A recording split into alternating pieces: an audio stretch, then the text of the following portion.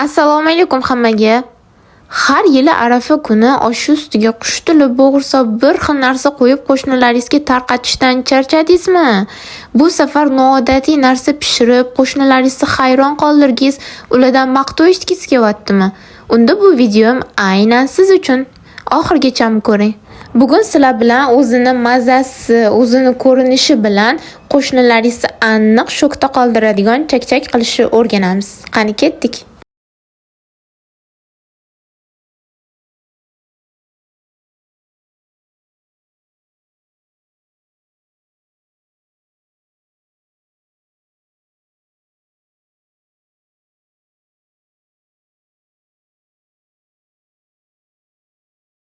Chakchakimizni ko'rinishini, mazasini ko'rib, hammasini o'zim yeyman deb yana qo'shnilaringizga berish fikridan qaytib qolmang. Uyat bo'ladi, albatta ularga ham bering.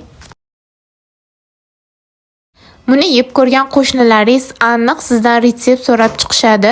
Shuning uchun o'zingizni ham, qo'shnilaringizni ham qiynamaslik maqsadida shu video kommentariyasiga 3 ta yaqin qo'shnisi atmetka qiling va bu videoni albatta qo'shnilaringizga repost qilib qo'ying.